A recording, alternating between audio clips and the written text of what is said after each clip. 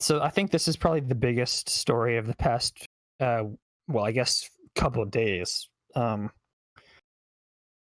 But towards towards the beginning of this week, this seems like it was so long ago. Um, a developer by the name of Nathalie Lawhead came out and recounted her story of being sexually assaulted by Jeremy Soule, who is a very notable figure in the game development community. He's a composer. He's composed for, I believe, Knights of the Old Republic. He's composed for a bunch of the Elder Scrolls game. And there have been stories like this in the past, not just about Jeremy, but about other men in the games industry. And sometimes they'll be recognized by kind of the bubble of people who are socially conscious within the industry or the media. And oftentimes in the past, we've seen those accounts just kind of get swept under the rug, either by the people in power, or just it gets lost in the shuffle of the news cycle. That did not happen this time around. And in fact, after Nathalie's account, several developers, one other developer came out and accused and kind of corroborated her account by mentioning another story of her assault at the hands of Jeremy Soule. And then a number of developers opened up about their stories, making allegations of assault and abuse at the hands of many men in the industry. And they named them. They put their names front and center, and they told their stories.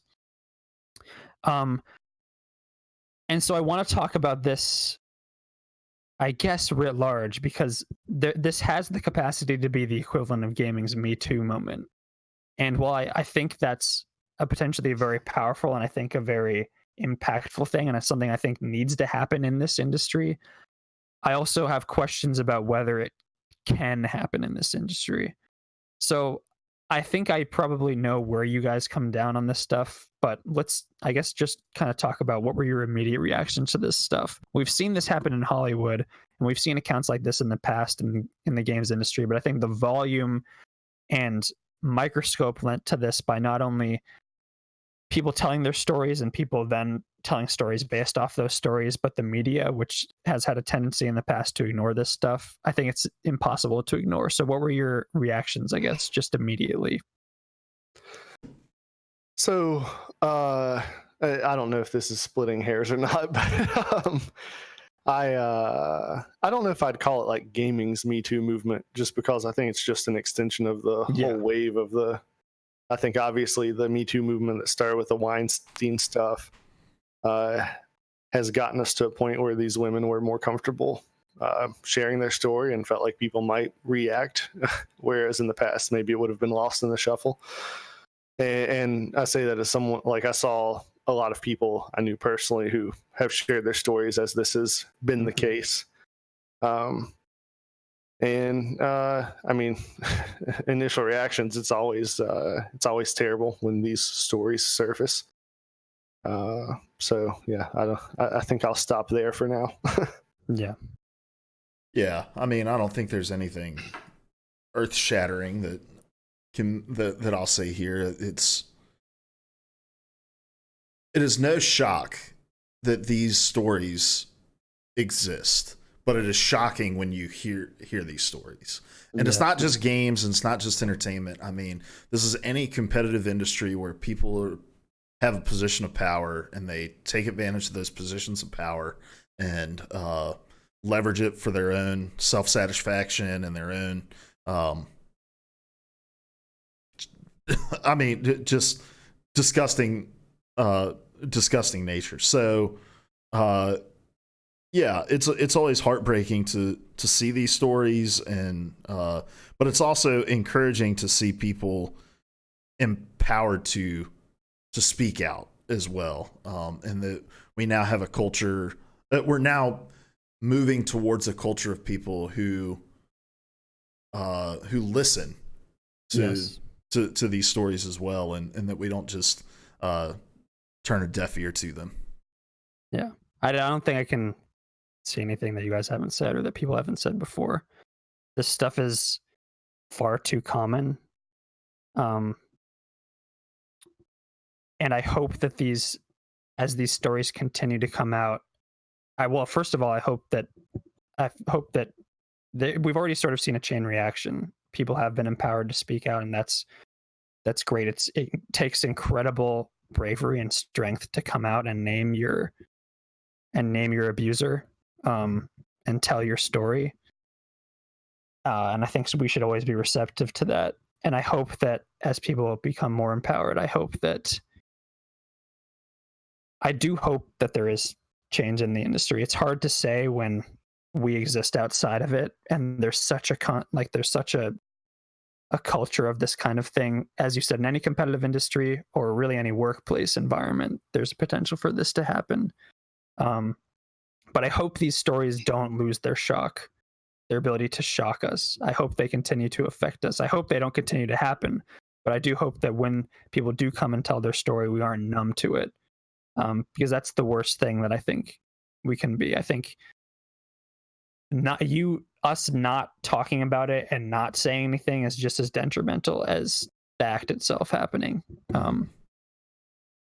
And so I want to talk about, I guess, the cycle that has happened with this and happens with any event like this, but perhaps is magnified by things that are unique to this industry and unique to the culture within gaming. I think there is always a wave of support that comes with people telling their stories. At the same time, there is a wave of people questioning those stories. And this was no different.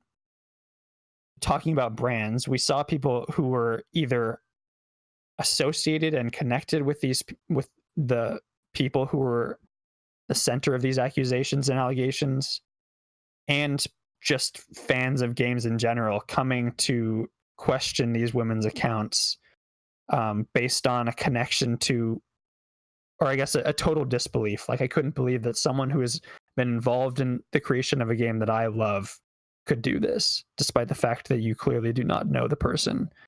So I want to talk about this response, because I think that happened, that sort of questioning of a victim's account happened and continues to happen, unfortunately. But I wonder if there are things within games as a culture that kind of magnify that response. I'm talking about things like already there being a culture of sexism and a carryover from Gamergate. I'm talking about the powerful connection we were just talking about between gamers and the properties that they consume. Do you guys feel like that kind of community backlash, for lack of a better word, is similar to what we've seen, or kind of magnified by some things that are kind of, I guess, endemic to the culture? It might be hard to say too, because a lot of that stuff goes hand in hand. I'm going to say I don't think it's particularly different from the typical response. And the nature of my work is that I've had to be involved with a lot of these situations. And the pretty standard reaction is, nah, he wouldn't do that. He's too good a guy. But also, I think there's a fine line to walk here. And I think we're not currently in a great place walking it, as far as listening to the stories and encouraging proper steps to be taken for investigations to happen and that sort of thing, without devolving into an angry mob. Yeah. So, like, I think rushing to the guy's defense is definitely not the right call. I laugh when I'm uncomfortable, and that's a bad habit, especially in this conversation. Sorry about that. This is not funny. But also, you know, the vast majority of claims are true, but there are a small percentage that aren't. And I think sometimes we as the public need to recognize that and listen and encourage and do whatever we can to support the person pursuing the proper channels for justice. But I think about Aziz Ansari. I feel like his story was unfairly lumped in with Weinstein. And even the woman's own account in that case was, it was just a really uncomfortable date that went badly, and a news article ran that woman's words and presented headlines that put him in the boat of somebody that built a career on manipulating and abusing women. And the immediate reaction of canceling Aziz Ansari was action.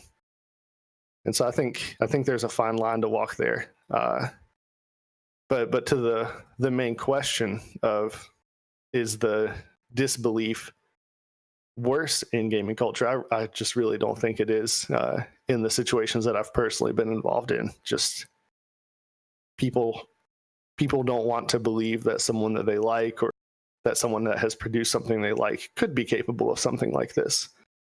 And it, when I support a victim in pursuing the proper channels of investigation and that sort of thing, reporting, I try to get people to understand that it's not that I think that. Sorry, I'm trying to think of how to word this. I think that this thing is just far more common. It's not that I think that there are a handful of people that are just really bad. I guess I just have a real low view of human, which is not great. I said that very poorly after all. But wherever there is power and influence to be accrued is what I'm getting at. There is the potential to abuse that power and that influence. And whether it's an organization, whatever it is, it has a built-in system of accountability, of checks. And if there's not, like, somebody sooner or later is going to abuse that position.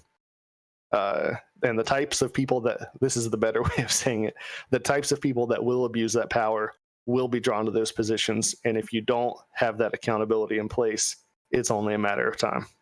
Mm-hmm. Yeah, I don't think it necessarily gets magnified in gaming, in gaming culture. I think we saw this happening in the entertainment culture when, names are being brought up there as well. And I agree, like, Larry and I both had personal encounters with situations like this, being in when I was in ministry, Larry currently being in ministry. Like, we're mandatory reporters when these kinds of things come up, when we're talking with youth. And so we have had our fair share of conversations and had to hear our fair share of skepticism that comes as a result of it. But the difference being, those were coming from people who did have personal knowledge of these individuals. It doesn't make it right that they had that skepticism, but I think it magnifies how shitty it is of people who don't know these individuals to come and accuse one of being a liar and to come to the defense of another who they don't know just because he made some cool music in Skyrim. Like, I agree with Larry that we often ignite into a mob before we ever have a chance to see a full picture of anything. And I think that is wrong. And I think that the number of times that we do that and then have to recant or put in a position where we would need to recant on the reaction that we have goes a long way in undermining the actual goals of these kinds of movements, And so these really toxic and explosive reactions in either direction, I feel we need to be more measured when we're approached with these stories, and listen and pursue and investigate and don't dismiss. And that's the issue that I take with so many of these reactions, is just how dismissive they are. And that's the reason that this culture perpetuates. Roy Speedrun, sorry, he's been talking about talking a lot in the chat, but one of the things he says is, are these things excusable? Absolutely not. But right now there isn't a conversation. There's only pointing fingers, and I think the reason that we can't move beyond this culture is because it's met with so much dismission that it's either it's the reason that we can hear our president talk about grabbing women by the pussy and the defense is, it's just locker room talk. Or brag for years about walking into women's dressing rooms. And then when women accuse them of that, well, they're lying. Yeah. And it's when we are dismissive that nothing changes. And that dismissiveness exists in gaming and entertainment and in the personal situations that we've come across as well. So it's not just dismissing it. There's also I think a lack of recognition, while similar to dismissing it, is just as harmful when media outlets don't cover something or take the time to cover something, I should say. Because to your point, there's a reason you didn't see stories published on Polygon, Kotaku, The Verge about this the moment it happened. It's because they were taking the time to sort through the accounts, to fact check stuff, to double check that there were corroborations to these accounts before writing a single word on a page. And that is important. I think the vast majority of these accounts are real. I think most people recognize that. It's cases like the Aziz Ansari case that you mentioned that unfortunately put a question mark in people's heads and caused them to doubt it. But the vast majority of these do have veracity to them, and so it is important for not only reporters but everybody to understand that. Take the time to understand it. Listen, as you said, Larry. Listening is super important here. And don't just jump to a conclusion either way, although I do think it's important to accept those stories and, I guess, try to understand them as much as you possibly can, having never, even if you haven't gone through something like that. Err on the side of caution and believing them. Wait as things kind of develop and kind of form an opinion from there. But I think it's always best to side with the victim, even if it may be. I think it's always important to side with the victim in cases like this, and especially in cases like this where you can see the text chains, you can see abusers trying to victimize themselves, and in the process re-victimizing the person that they've hurt either emotionally or physically. And that's some of the most disgusting stuff that I saw here, and stuff you see over and over again. You see the person who is being accused of these actions taking the victim's words and twisting them to make themselves seem like the victim, which is absolutely disgusting to me. But that's a part of the conversation. We need to talk about this stuff. We need to recognize it. And I think I hope this outburst of allegations and accusations is a first step for this industry to start recognizing something that's been a problem for a long time in culture at large and in this culture in particular. One of the things that I'm trying to remember the name of the person who a lot of these stories were coming out about, and I apologize. He's a games writer in the UK that stories were coming out about. And something that I appreciated about the chain of stories was that the goal of sharing these stories was clearly stated. And I think there is a therapeutic and catharsis to sharing these stories, but I also think there should be the immediacy of being able to share these stories on social media. There needs to be a purpose in doing it. And Counselor in Session is in the chat. Welcome. Well, the thing I appreciated about this chain of stories, and I apologize, I can't remember the guy's name these stories were about, but was this guy was like a sought after mentor in the games writing space. And the reason that these women were sharing these stories was because it was like, we need people, we recognize that this guy doesn't work for an organization that he's being held accountable to. The position of power that he is in is due to his expertise and his experience in this. And he uses that to go out and to seek out women to mentor in this space. And we want other people to be aware of that. Other people who share the aspirations and the goals to be aware of that. And there's an educational nature to it, as clinical as that may sound, like that we want you to be aware that this monster does these things to these individuals, because we recognize there are people in positions that may want to be under his tutelage, but this is how he is going to leverage that.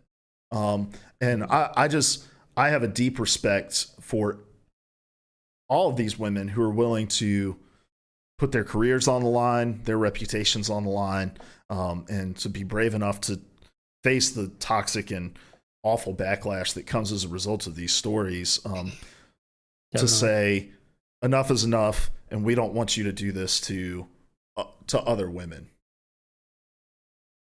Mm-hmm. Definitely. I think. Sorry, go ahead, Larry. If you're about to move on, I do want to wait.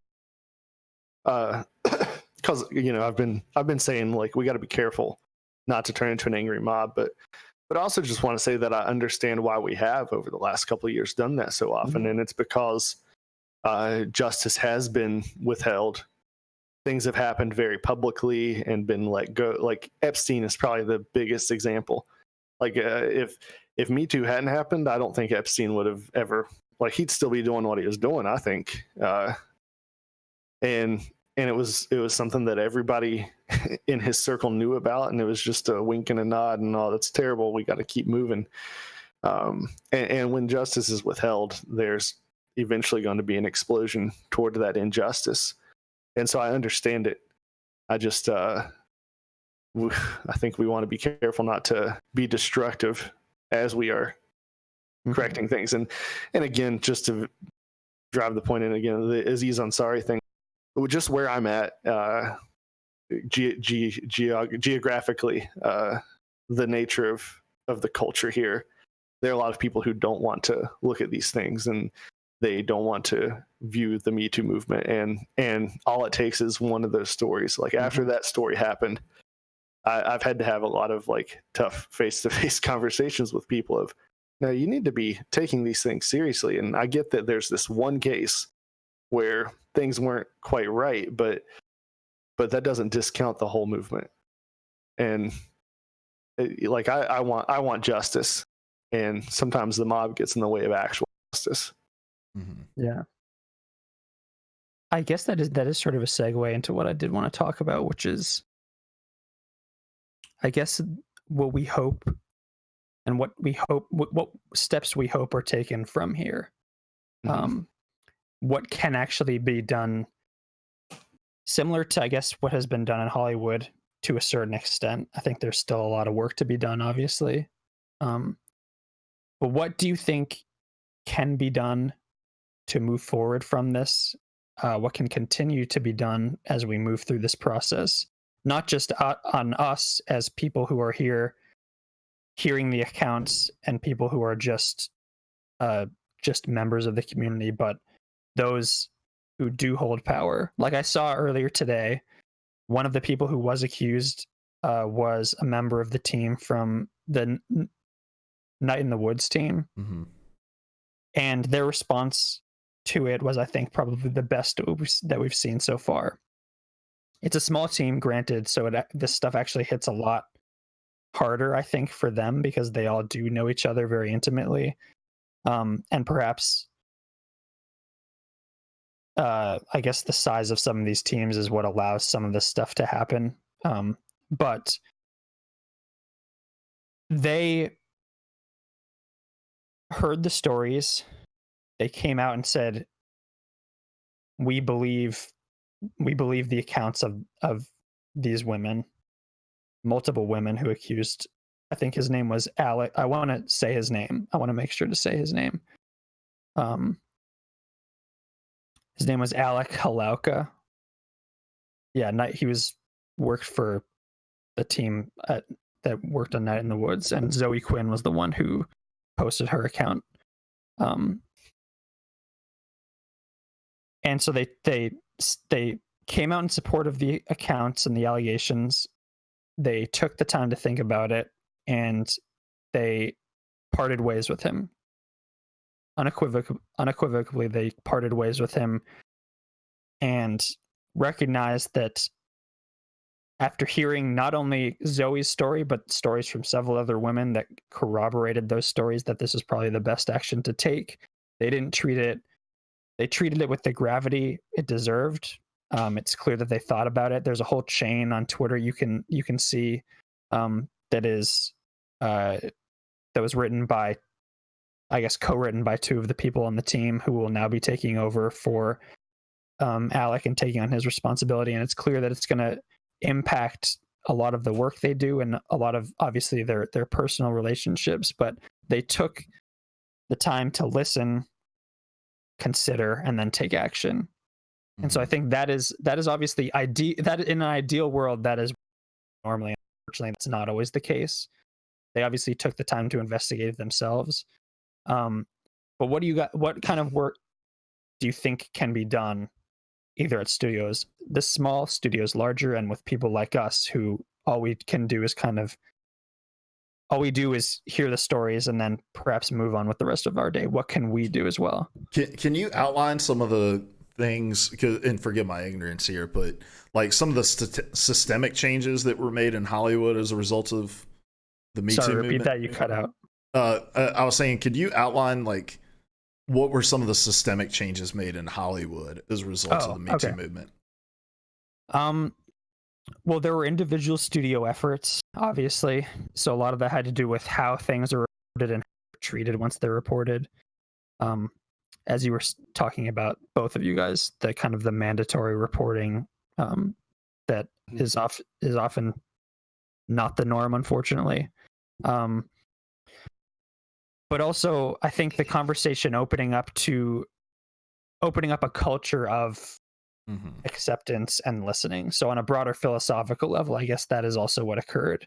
And that manifested itself in policies about kind of that focused on anonymity, as well as kind of recognizing stories, and it kind of fostered a culture within a lot of studios and within Hollywood at large about kind of these accounts. Although I will say there's clearly a lot of work that still needs to be done in Hollywood, and a lot of these stories still do go under the radar and people are still hesitant to talk about it. So I don't think the Me Too movement has been like the landmark thing that a lot of people have called it, although I think it's a start. And I think this could be a start if actions are taken within the culture and within studios and the system in general. So I want to talk about kind of moving forward, what we do from here. Yeah.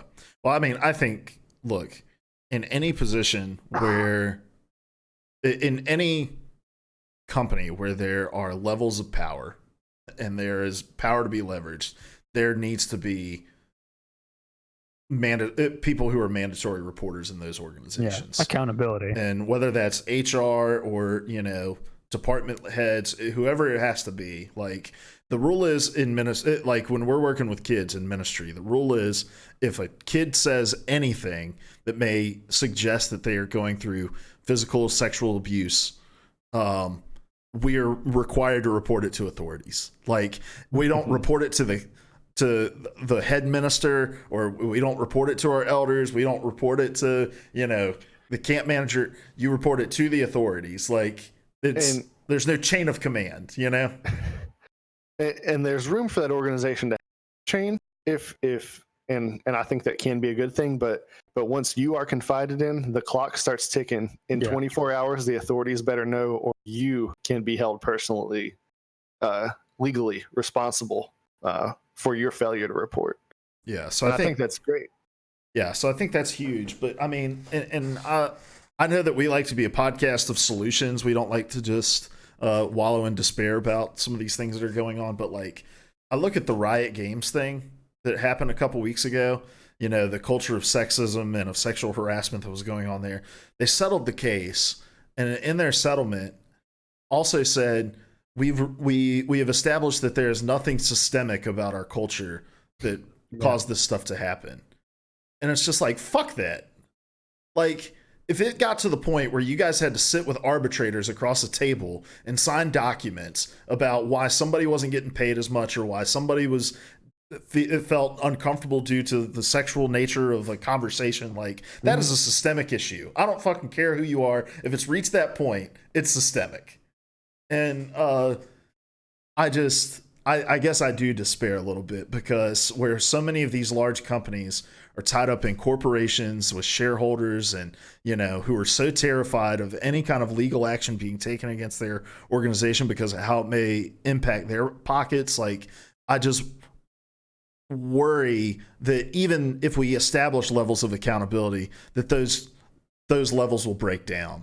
I mean, we see this even at the reporting level when we get to actual law enforcement authorities, and how much justice is not delved out, even when it reaches the people who have the highest authority to dish it out. So I don't know, but I do think a great place to start is establishing mandatory reporters, and just the transparency that is starting to come over the last few years of people just being willing to share these stories. Yeah. Establishing a culture where conversation can actually happen is important as well. And that sounds like a highfalutin kind of thing, but it can be manifested in very practical ways. Yeah. Connected to that, I know the idea of adding positions to companies is a little tricky. You got budgets to balance, that kind of thing, but even if it's not like someone that's there 20 like all the time when the organization is open, I think organizations would benefit from bringing something into their structure where there's somebody who shows up regularly, weekly, whatever, where people can go and talk, and a counseling type role. But if I'm having an issue, I know that I can go, like, this is the person that I go to and I talk to. And I think in most organizations that path is not clearly laid out. And churches have grappled with this issue. Obviously, there's been a problem because, again, there's the opportunity for power and influence. And if that's not got some kind of checks on it, it's going to attract people that will abuse it. And so just looking at the lessons that churches have had to learn, people need training to recognize the signs that somebody's doing this type of thing. I think the broad public is real, just ignorant to what it looks like for a predator to groom a person and prepare them for abuse. And I've dealt with a disturbing number of people who were able to blame a victim, oftentimes an underage victim, as a willing participant in the abuse, because they were ignorant of what it looks like to be groomed. And so, like, there's got to be education within organizations, and like, I recognize that the feasibility of this and making it happen is a challenge, but I think there are challenges that need to be addressed. There needs to be a clear chain of, this is who I go to if I've got an issue. There needs to be education of what it looks like for someone to, like, what are the red flags of an abuser? And I think that's something that maybe doesn't, I think addressing it organizationally is important, but it's also something that we need to start addressing societally. Because the people that abuse are the people who can present themselves as, no, not him. He'd never do that. Because they, like, the one of the two women featured in the article you shared talked about gaslighting. Like, people are often manipulators, and they're great manipulators. That's what enables them to get away with the things that they do for so long. And then there are broad cultural changes, legal changes that a friend, and he told me recently that Tennessee is now a state where every adult is a mandatory reporter. So it's not just people in special roles. If a kid comes to you and says they've been abused, you've got to report it. And that may seem overboard, but if you're ever in a position where a person is telling you this is happening, it can be really hard to encourage them to pursue the avenues of investigation and dealing with the abuser. But it's really important where the abuser just goes unchecked to the next person. And then so last year, I don't know, there's a reporter, Elizabeth Brunig.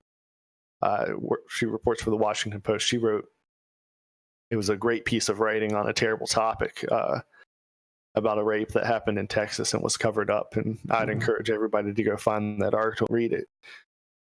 When that happens, every cop that mishandles that situation should face severe legal repercussions.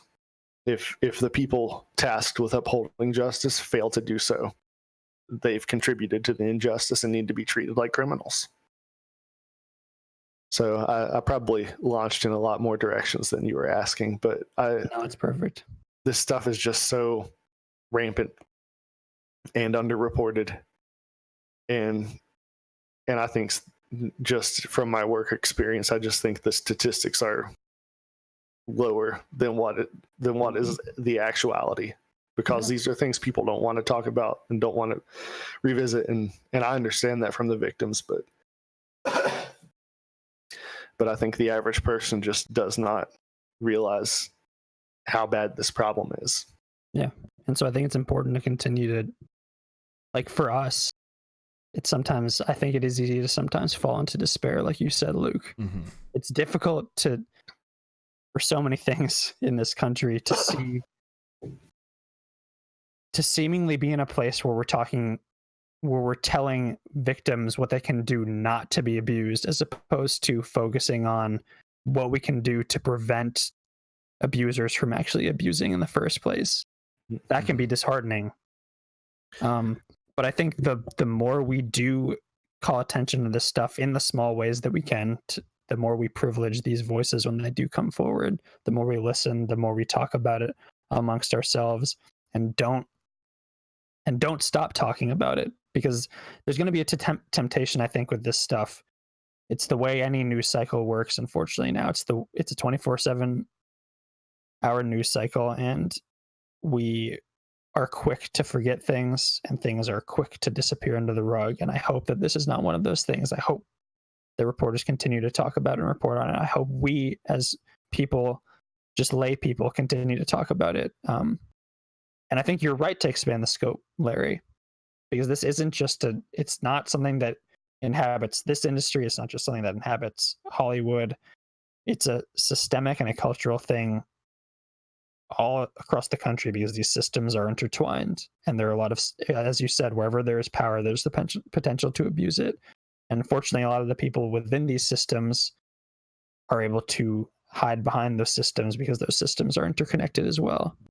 So I think it's valuable to think about it, not just in light of the games industry, but in light of how we can approach this stuff culturally at large. Mm-hmm. And you spoke of sometimes the failure to address, Luke, you spoke of how the failure to address sometimes stems from the I don't want to affect the bottom dollar for the shareholders. Mm-hmm. And allow me to weaponize that for a moment.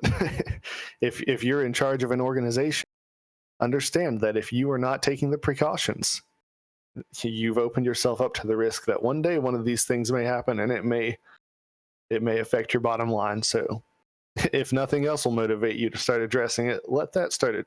Like, we have all these, I think churches that are handling things well have all these safeguards in place, and accountability and all that, and nothing can 100% prevent anything. We recognize that. But for a church, the reality is even that can destroy a church, whether it's true or not. And so we try to be on guard, and all organizations need to think that way. Like, if one of these things crops up, it's going to damage you for sure. So do everything in your power to make sure that these things can't happen. You can't stop it all, but do your best. You can try. Yeah. There was one last thing I wanted to touch on. The first woman mentioned in your article, I believe it was Zoe. Yes. She, in her notes that she shared on Twitter, she had like this sort of aside comment of she believes in rehabilitation, not punishment. And with this particular issue, like, I think that we would do well to start looking at it in that way. Because oftentimes abusers are people who've been abused themselves. Like, these things happen because something is messed up, and jail and the threat of jail isn't going to fix it. And so that's another systemic change that needs to happen of, for sure there are cases that are where maybe the person's beyond the scope of rehabilitation and needs to be treated as such. But our first step should be to try to get these people to a place where they're healthy again. And you still take the precautions, and you never put them in a position again where they've got the power to do the same thing again. But I agree with her on that point, that rehabilitation is more effective for our society than just punishment. And we could afford to think about a lot of things that way as well. Yeah. All right. Well. All right. Well, let's move on. I'm sure that we're going to continue to see things coming out of this, and I do think that we're going to see changes. I think we're already seeing changes, at least in the openness and transparency. So, can I throw one last thing out there? I'm sorry. Yeah, sure. I know I've talked a lot. But as far as what we as consumers can do, I don't think jumping on an angry mob is the safe bet. But you sit, you listen, you read, you stay informed, and you stay aware of the follow-up of the stories, and hopefully the organizations will be held accountable as these stories crop up. But if no one, I'm not on the. I am also not a big fan of the whole cancel culture thing. Mm-hmm. But when we get these obvious, egregious examples where somebody's definitely done something wrong, the company is obviously just brushing it under the rug, then at that point, I think you as a consumer do step in. You say, all right, no more money to that organization. Because the sad reality is for a lot of these organizations, that's the only language that they can hear. Mm-hmm. Vote with your wallet.